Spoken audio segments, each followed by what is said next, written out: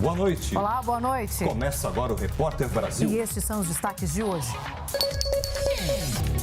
O governo cria um programa de incentivo financeiro ao produtor rural que reservar uma parte da terra que possui para a proteção da natureza.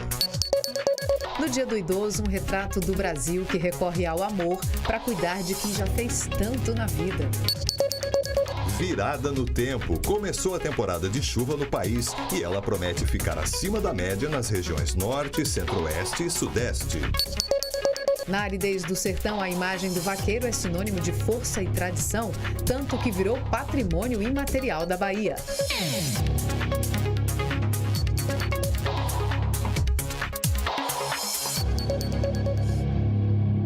O presidente Jair Bolsonaro foi ao Paraná nesta sexta-feira inaugurar as obras de ampliação e modernização do Aeroporto Regional de Maringá e da Central Hidrelétrica de Bela Vista. As entregas, que somam mais de 300 milhões de reais, fecharam a semana de viagens do presidente pelo Brasil para marcar os 1000 dias de governo. O evento estava marcado para acontecer no aeroporto da cidade, mas uma forte tempestade derrubou a estrutura montada para receber as autoridades. Por isso, a cerimônia precisou ser transferida para o Parque de Exposições de Maringá. Lá, o presidente falou sobre a importância dos investimentos em infraestrutura para o desenvolvimento do país. Nós, ao anunciarmos obras, nós estamos prestando conta do nosso mandato. Não é apenas essa ou aquela obra. O Brasil todo se prepara para o seu futuro. O Brasil será amanhã o que cada um de nós fizer no dia de hoje. E eu estou aqui porque acredito em vocês. Produtores rurais vão ser remunerados por serviços de proteção ambiental com o CPR Verde, que é um tipo de crédito especial que acaba de ser lançado pelo governo. O mecanismo faz parte de um decreto assinado pelo presidente Jair Bolsonaro nesta sexta-feira. A nova alternativa no mercado financeiro tem como público-alvo empresas brasileiras e estrangeiras interessadas em compensar de forma voluntária a emissão de gases de efeito estufa. Os investidores remuneram os produtores rurais para que preservem matas nativas. Na prática, funciona assim. Uma auditoria calcula quanto uma área pode compensar pela emissão de carbono e um certificado é emitido. O investidor compra o crédito verde e o dinheiro ajuda na proteção do meio ambiente. E a compensação, que vai zerar a conta do investidor, chega após um período médio de 1 ou 2 anos. Vai trazer mais uma possibilidade para o produtor rural antecipar recursos de serviços ambientais. Serviços ambientais serão lastreados no estoque de carbono da vegetação nativa. A cédula de produto rural já existia como garantia de recursos para o desenvolvimento de plantações e empreendimentos rurais. E hoje é um dos principais instrumentos de financiamento da cadeia produtiva do agronegócio. Já no CPR Verde, ao invés do agricultor entregar soja, milho ou qualquer produto rural, ele entregaria a floresta nativa preservada, em pé. Então, esse instrumento seria uma compensação voluntária de carbono e geraria uma renda extra para o produtor rural. Quem tem uma propriedade rural e preserva, ao mesmo tempo que está produzindo, mas preserva, ele começa a receber pela primeira vez pagamentos por serviços ambientais. Segundo a estimativa do governo federal, até agosto deste ano, foram emitidos 84 bilhões de reais em cédulas de produto rural. E os técnicos da área agrícola do Ministério da Economia calculam que em 4 anos sejam emitidos 30 bilhões de reais em CPRs verdes. O maior evento mundial aberto ao público desde o início da pandemia, a Expo Dubai 2020, que foi adiada em um ano por conta da pandemia, começou hoje a receber visitantes lá no Oriente Médio. São esperadas cerca de 25 milhões de pessoas durante os 6 meses da grande feira que acontece nos Emirados Árabes. Com um custo de 7 bilhões de dólares, a exposição tem áreas futuristas e grandes oportunidades de negócios. O Brasil está representado lá. O repórter Vitor Abdala, nosso enviado especial, traz para a gente uma reportagem direto de Dubai. Construída nas areias de Dubai, a estrutura do evento envolveu uma preparação de 8 anos em que bilhões foram investidos. O coração da feira é o domo de Al Wasl, uma estrutura de aço de 67 metros de altura no centro da Expo. Dezenas de pavilhões foram erguidos, conectados por alamedas cobertas por lonas que buscam amenizar o calor do deserto para os 25 milhões de visitantes esperados. Os portões desta exposição mundial, que é a primeira em um país árabe, foram abertos às 9 horas da manhã desta sexta-feira, sob um calor de quase 35 graus. Há uma preocupação especial com a Covid-19. Os visitantes precisam estar vacinados ou apresentar um teste negativo para o novo coronavírus. O Brasil está representado entre os 190 países aqui na Expo, com um pavilhão que é um enorme cubo branco, onde imagens do país são projetadas à noite. Metade do chão do pavilhão brasileiro é coberto por uma lâmina d'água, um convite para que visitantes possam se refrescar molhando seus pés. É uma oportunidade para o Brasil se mostrar para o mundo. De dia, o pavilhão é um espaço de relaxamento, de tranquilidade e de brincadeira. A gente espera que as crianças, principalmente, entrem no espelho d'água e se divirtam, sintam os sons do Brasil. Mas de noite, o pavilhão vai se converter numa enorme tela de projeção e os projetores, 125 projetores da mais alta definição, vão converter o pavilhão numa viagem pelo Brasil. Nós vamos convidar os visitantes para percorrerem os nossos patrimônios históricos, as nossas indústrias, o nosso agro e tudo que o Brasil tem a oferecer para o mundo. O vice-presidente Hamilton Mourão inaugurou o pavilhão brasileiro. No discurso, falou que é preciso apresentar as oportunidades de negócio e os mercados que se abrem a partir do uso sustentável do patrimônio natural do Brasil. A atração de investimentos e a geração de emprego e renda na Amazônia serão fundamentais para a conservação da floresta inteira. O Brasil é um país que produz energia limpa, que tem mais de 60% do seu território coberto por vegetação original, que tem um know-how em combustíveis limpos. Essa é a imagem que nós queremos deixar muito claro no momento que todo mundo está voltado para essas questões. Sexta-feira é dia de entender a variação do dólar e da bolsa ao longo da semana e quem nos ajuda a traduzir o sobe e desce dos mercados é o nosso comentarista de política e economia, Ricardo Caldas. Boa noite, professor, bem-vindo. Antes de eu começar a falar, eu já pedi para colocar a arte aqui, que é isso, sobre isso que o senhor vai falar, né? Boa noite, bem-vindo. Exatamente. Boa noite, Catiúcia, boa noite a todos que estão nos ouvindo. Esse mês, para variar, e essa semana em particular, esse mês que passou, né, esse mês de setembro, foi um mês muito instável. E mesmo essa semana foi muito instável. A diferença entre os resultados de setembro e outubro são muito marcantes, como a gente vai procurar mostrar agora. Setembro e outubro ou setembro e agosto? Outubro está começando, né? Eu digo outubro por causa de hoje, né? No caso de hoje, 1º de outubro. Então, se a gente for olhar hoje, por exemplo, né, em outubro, já 1º de outubro, né, começamos o novo mês com o pé direito, com a Bolsa crescendo nesse dia de hoje, se valorizando alguma coisa em torno de 1,73, o Ibovespa, né? E a causa disso é justamente uma melhora dos mercados globais, com o aparecimento de alguns bancos se propondo a comprar parte da dívida da Evergrande e também a descoberta de um novo medicamento contra a Covid, que é um medicamento oral produzido pela drogaria Merck, né? Então, com isso, o ânimo dos mercados melhorou porque pode haver uma recuperação mais rápida em função desse novo medicamento. Mas, se a gente esquecer agora outubro, né, que é o dia de hoje, que foi um dia, vamos dizer assim, excepcional, de bom. Agora, se a gente for olhar setembro, aí realmente foi um resultado bastante negativo. A queda da Bolsa, apenas nesse mês, foi de 6,6%. Aquele resultado primeiro ali é do de hoje, né, de 1º de outubro. O de ontem foi um resultado estarrecedor, chegando a 110.909 pontos. É o nível mais baixo desde março do ano passado. Foi um nível muito ruim. Se puder colocar de novo.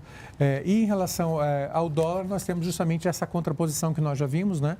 Quando a Bolsa está indo bem, o dólar cai. Então, hoje foi um dia de queda do dólar, em função dessa apreciação, dessas notícias, né, que aconteceram no mercado internacional, e com isso não houve a fuga ao dólar, como estava acontecendo, né? Então, os investidores hoje eles foram para as bolsas no mundo todo. Foram resultados bons do Nasdaq, da Standard Poor's, Nasdaq, todos esses índices de bolsas internacionais foram muito positivos hoje. A expectativa é que continue assim, rapidinho, para a gente encerrar? A expectativa é positiva, né? Agora vamos ver se esse remédio realmente se torna viável, se prova viável, né?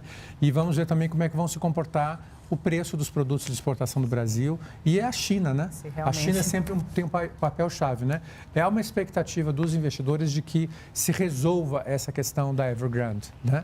E aí, com isso também, isso explica um pouco também a queda do dólar e a revalorização das bolsas no mundo todo, Estados Unidos, Europa e Brasil. Segunda-feira, então, a gente volta com novidades, esperando que saldos positivos, né, professor, para a economia. Com certeza. Obrigada. Até mais. Bom fim de semana. Bom fim de semana.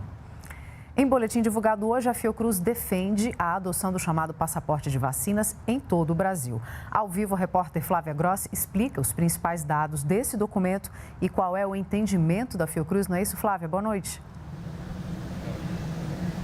Exatamente. Boa noite, Catiúcia, Roberto e a todos. Esses dados, eles estão no boletim Observatório Covid-19, divulgado hoje pela Fiocruz. O relatório, Catiúcia, como você falou, ele defende o passaporte de vacinas, que é quando a população precisa apresentar aquele comprovante de vacina contra a Covid-19 para ter acesso a lugares de uso coletivo, como academias, teatros, clubes e cinemas. Segundo os cientistas, essa estratégia é fundamental para conter o avanço do coronavírus, principalmente entre aqueles indivíduos que não têm sintomas. Os cientistas ressaltam ainda a importância de se intensificar a campanha de vacinação para conter aí os avanços da pandemia e também para minimizar os impactos. Para ajudar nessa campanha, a Fiocruz recebe hoje 2 lotes de IFA, matéria-prima fundamental para a fabricação desse imunizante. Com esses insumos, a Fiocruz vai produzir mais 9.700.000 doses. Roberto? Muito bom. Flávia, obrigado aí pelas informações. No Brasil todo, segundo o conselho que reúne os secretários estaduais de saúde, 597.255 pessoas morreram por causa da Covid-19 até agora. Foram 506 registros de morte nas últimas 24 horas. Além disso, são mais de 21 milhões de casos confirmados até aqui, 18 mil nas últimas 24 horas. Em contrapartida, segundo os dados mais atuais do Ministério da Saúde, 20.425.139 pessoas que tiveram a doença se recuperaram. E a gente mostra agora como anda a vacinação pelo país, fazendo um recorte por região, começando ali pela região norte e que já aplicou 15,5 milhões de doses da vacina. O Nordeste, mais de 52 milhões. No Centro-Oeste, beirando já 18 milhões. Sudeste, 105 milhões de doses aplicadas e a região Sul chegando aí a 36 milhões de doses. E o Ministério da Saúde ultrapassou hoje a marca de 300 milhões de vacinas distribuídas. Para ser bem exato, está aqui o número, 301.005.264 doses. Dessas, 237 milhões já foram aplicadas, sendo que 146 milhões de pessoas tomaram a primeira dose, 91 milhões aproximadamente tomaram a segunda dose ou a dose única, que é um dado que a gente traz hoje como novidade aqui, 906.074 pessoas tomaram esta dose de reforço da vacina. À medida que a vacinação avança, muitos países começam a reabrir o comércio e retomar hábitos de antes da pandemia. Em outros, porém, os casos de Covid seguem aumentando, situação que preocupa a Organização Mundial da Saúde. Veja no nosso Giro de Notícias pelo Mundo. Assim como os brasileiros, os franceses costumam cumprimentar amigos com beijos. Por causa da pandemia, esse hábito foi interrompido. Agora, à medida que a vacinação avança e os casos de Covid-19 diminuem, a população volta aos poucos a retomar o gesto de carinho. Na França, 70% da população já está totalmente vacinada. Em Cuba, praias, academias de ginástica e pontos turísticos começam a reabrir. Metade dos cubanos já foram totalmente imunizados e 80% receberam ao menos uma dose da vacina. No Sri Lanka, o comércio de rua foi autorizado a abrir a partir de hoje, após 6 semanas de lockdown rigoroso. E no Japão, bares e restaurantes podem também, a partir de hoje, servir bebidas alcoólicas e ficar abertos até mais tarde. Já em outros países, a pandemia segue grave e as medidas restritivas continuam. A Rússia registrou hoje o maior número de mortes por coronavírus desde o início da doença, 887. E a África sofre com a falta de vacinas. Segundo a Organização Mundial de Saúde, dos 54 países do continente, só 15 conseguiram vacinar mais de 10% dos trabalhadores de saúde. Segundo a entidade, a África passa por graves crises de saúde e humanitária. No Dia do Idoso, que é lembrado hoje, a gente traz um retrato do que vem acontecendo na casa de muitos brasileiros. O amor e a necessidade estão transformando os familiares em cuidadores. Na maioria dos casos, quem por força da necessidade se torna cuidador tem mais de 50 anos de idade e, em alguma medida, ao assumir esse papel, também coloca em risco a própria saúde. A Tarcísio e a Augusta são casados há 62 anos. Há cerca de 2, ela sofreu um AVC e ele passou a cuidar da mulher. O marido nem considera contratar um cuidador profissional, mas sentiu as necessidades da esposa aumentarem. Às vezes eu saio para fazer caminhada ou para andar de bicicleta e aí eu fico com pressa de voltar porque ela está sozinha, entende? Isso aí ela sempre fala, volta logo, e eu aceito isso aí, eu acho que ela tem razão mesmo, porque é muito ruim ficar sozinho, viu? O Instituto Lado a Lado pela Vida entrevistou mais de 2.500 cuidadores de todo o país, entre profissionais e familiares, e constatou que 6 em cada 10 têm pelo menos 50 anos. 27% têm 60 anos ou mais. 90% deles assumiram o papel por ser o familiar mais próximo e por não terem renda para contratar os serviços de um profissional. 83% não recebem remuneração. A pesquisa também mostrou que a saúde dos cuidadores merece atenção. É comum eles sofrerem de insônia, estresse emocional e se queixarem de dor nas costas. Essas pessoas, em sua maioria, elas foram surpreendidas para cuidar de alguém, né? Ninguém assim faz um planejamento, né, para sua vida e fala eu vou cuidar, a não seja que seja um cuidador profissional. Queixas que se resolvem com técnicas adequadas para o cuidado. Edith tem uma filha paraplégica e passou a cuidar do marido há 8 anos, quando ele foi diagnosticado com Alzheimer.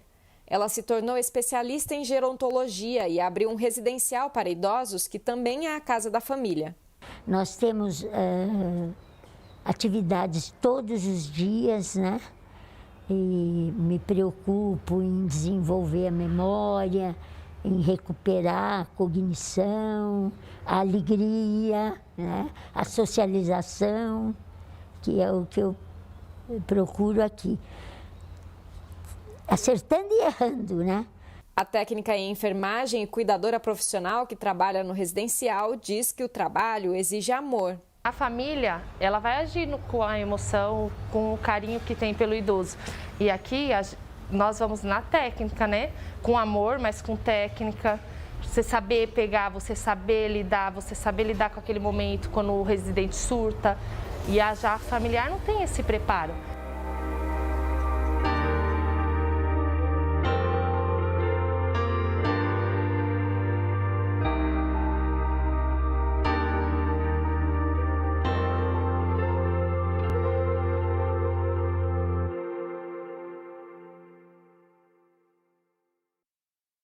As imagens internas feitas na casa de repouso que nós vimos aí na reportagem contaram com o apoio dos funcionários, uma medida para garantir a segurança sanitária dos idosos. Hoje também é o Dia Mundial do Vegetarianismo e dietas que excluem o consumo de carne estão cada vez mais comuns, isso no mundo todo.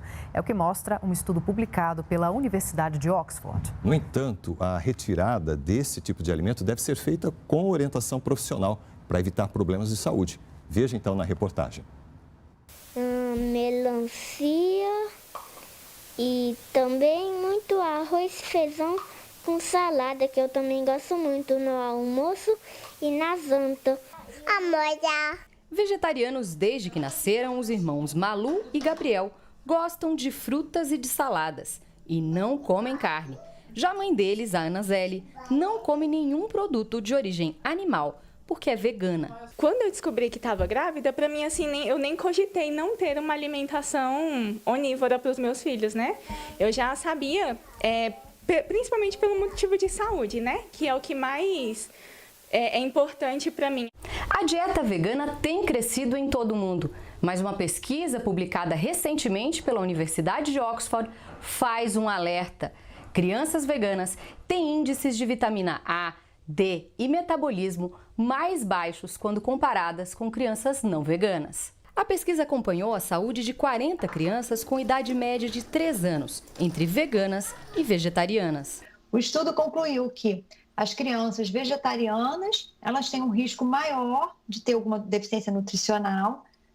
E lógico, se não for acompanhada. A criança que é acompanhada não vai ter, né, esse risco, a gente minimiza.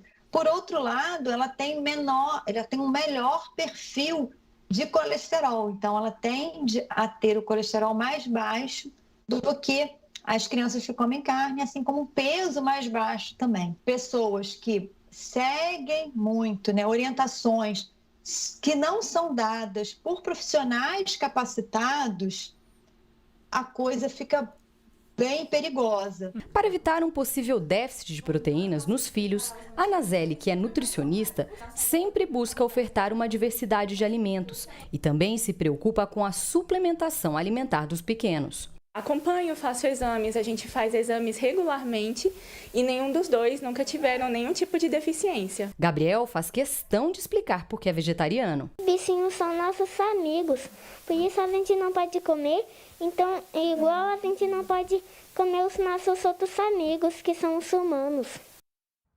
Já estão valendo novas regras para o registro de crianças que nascem com o sexo ignorado. Isso acontece quando os médicos não conseguem afirmar se a criança é menino ou menina. E a resolução do Conselho Nacional de Justiça deixa o registro menos burocrático. Veja na reportagem de Aline Barbosa. Uma curiosidade após a confirmação de uma gravidez é saber qual é o sexo do bebê. Mas e quando uma condição rara não determina se é menina ou menino? Essa é a situação do intersexual. O termo é usado quando bebês nascem com genitália, órgãos reprodutores, variações hormonais ou de cromossomos que não se encaixam na definição típica de masculino ou feminino. Pode haver bebês com genitália de aparência ambígua, outros com genitais de aparência definida, mas que não combinam com os órgãos reprodutores internos e vários outros casos. Há situações que esses bebês precisam de cirurgia emergencial para, por exemplo, conseguirem urinar, e outras em que a cirurgia deve ser melhor discutida. É muito complexo, né, a avaliação desses pacientes, porque envolve não só o sexo cromossômico, também ela vai envolver o fenótipo do paciente, quer dizer, a aparência, essa genitália tem condição de ser consertada, tem condições de realizar cirurgias. Para uma adequação e qual a melhor idade, isso também tem que ser discutido com a família. A opção pela rápida cirurgia era ligada também à dificuldade do registro da criança sem a definição do sexo. A família precisava ingressar com um processo judicial para efetivar o registro. Mas agora, uma norma do Conselho Nacional da Justiça permite que bebês intersexuais possam ser registrados com sexo ignorado e, mais tarde e com mais calma, realizar a opção de sexo masculino ou feminino sem autorização judicial, comprovação de cirurgia ou apresentação de laudo médico. Abriu essa possibilidade e que não há nenhum custo para realizar tanto o registro quanto a posterior averbação, né? E isso é uma facilidade, né? E não é necessário também procurar o judiciário. Tudo é resolvido diretamente no balcão do cartório. Para a Amiel, que é sociólogo e intersexo, a nova norma do CNJ é uma vitória, mas a luta ainda é para um olhar mais cuidadoso na análise da real necessidade de rápidas cirurgias. A gente não pode esquecer que a maior luta, além desta vitória, é a luta contra as cirurgias cosméticas que acontece no Brasil e no mundo. Daqui a pouco você vai ver. Virada do tempo, começou a temporada de chuva no país e ela promete ficar acima da média nas regiões norte, centro-oeste e sudeste.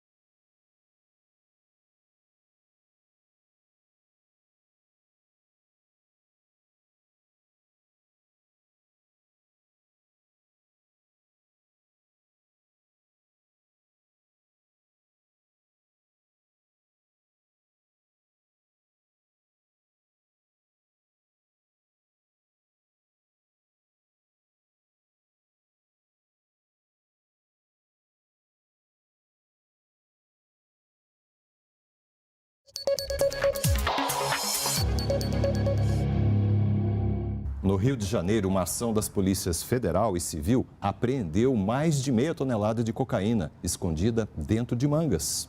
Pois, hein? O carregamento foi encontrado na cidade de Itaguaí, na região metropolitana do Rio. De acordo com as investigações, a cocaína era transportada de outros estados dentro de fardos de açúcar.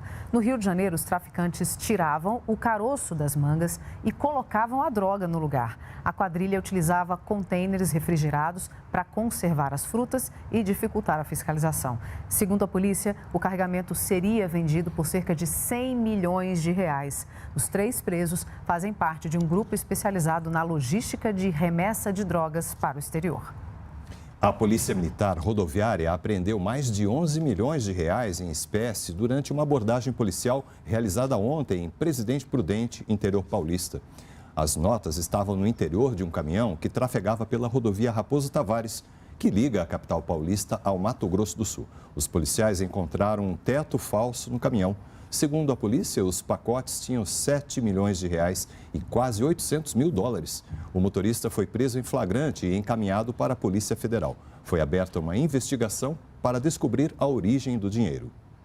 A Polícia Rodoviária Federal vai começar amanhã uma operação de combate ao tráfico de armas e drogas e contra o roubo de veículos e cargas. Batizada de Égide, a operação vai acontecer nas rodovias federais da região metropolitana do Rio de Janeiro e nas divisas do estado. Segundo a Polícia Rodoviária, a principal preocupação é garantir a segurança e a circulação de pessoas, bens e serviços. Hoje foram apresentados os principais dados sobre o trabalho, com destaque para os recursos tecnológicos e de inteligência que vão ser usados a partir de sábado. Além do apoio aéreo por meio de helicópteros da instituição, os agentes em campo vão ficar posicionados em pontos estratégicos para coibir ações de tráfico, contrabando e roubo. Uma nova fissura no vulcão Cumbre Vieja, na ilha de La Palma, criou o que os cientistas chamaram de novo foco de erupção. A lava que jorra da fenda criou um outro caminho montanha abaixo em direção ao mar, mas deve se juntar à primeira rota em breve. A fissura fica a aproximadamente 400 metros ao norte de onde tem saído a lava nos últimos dias. Uma chuva de cinzas também obrigou os moradores da ilha a usarem máscaras e óculos. Na Romênia, um hospital destinado a pacientes com Covid-19 pegou fogo na cidade de Constanta.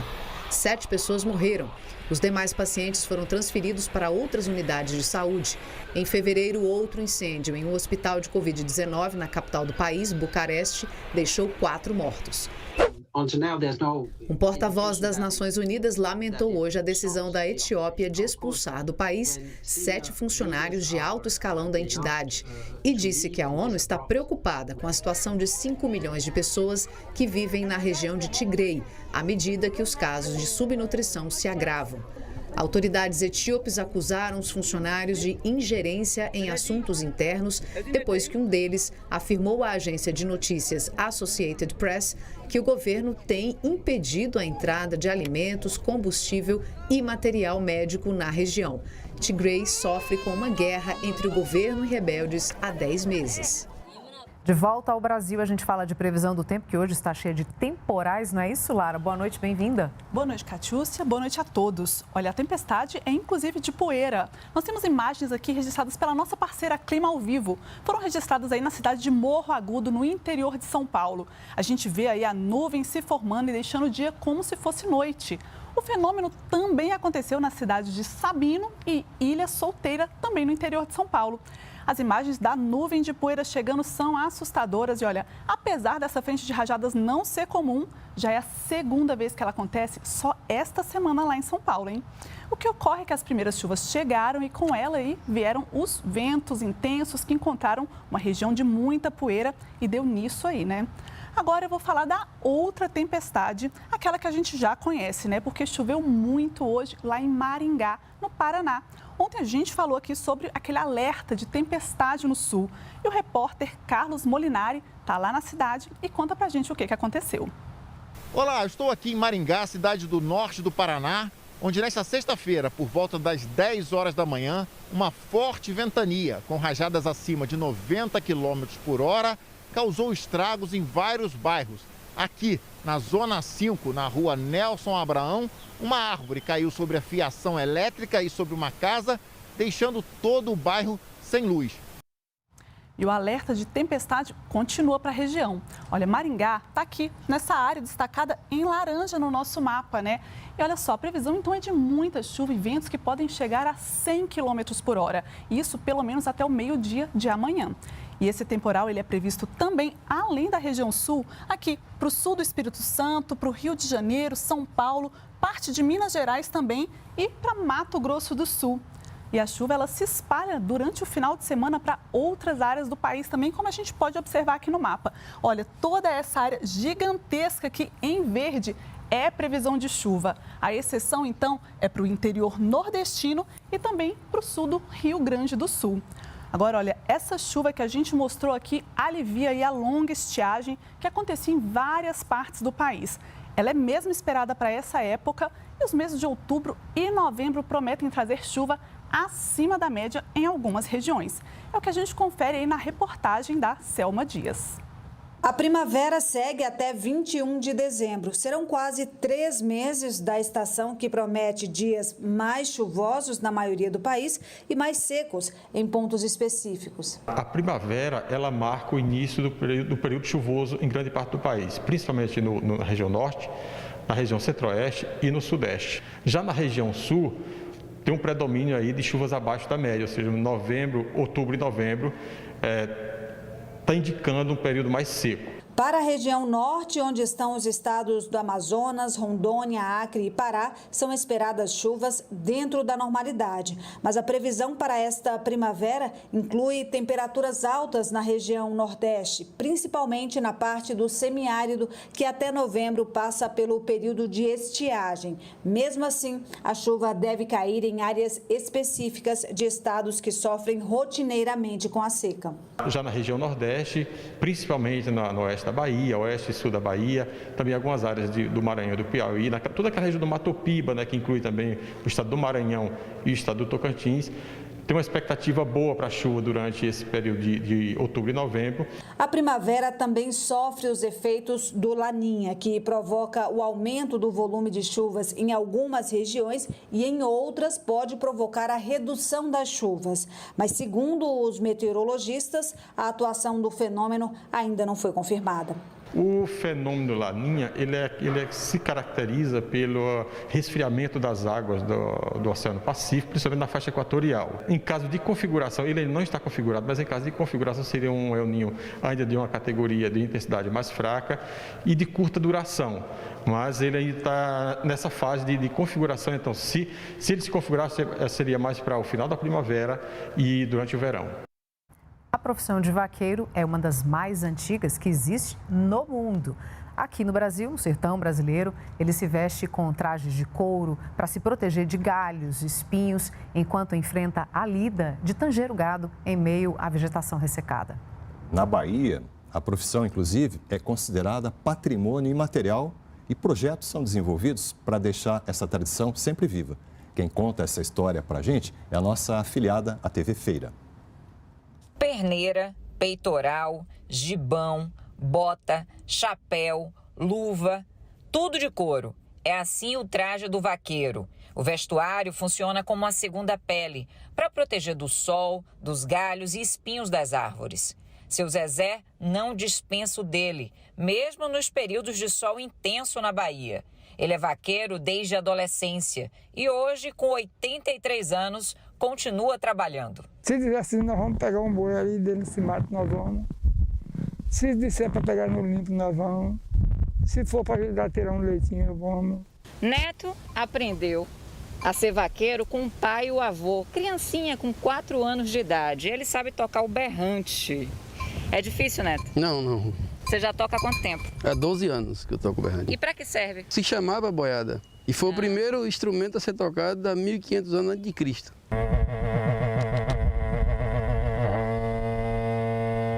A profissão de vaqueiro é uma das mais antigas ocupações e virou patrimônio imaterial da Bahia em 2011.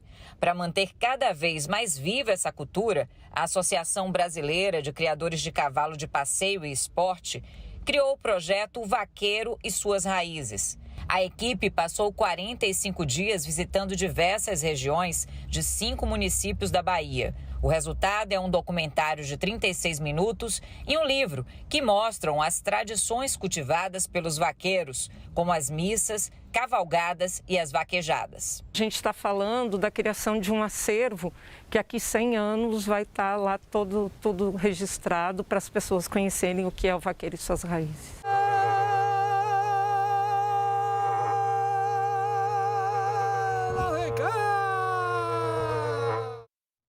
Bela valentia, né? Verdade, com certeza.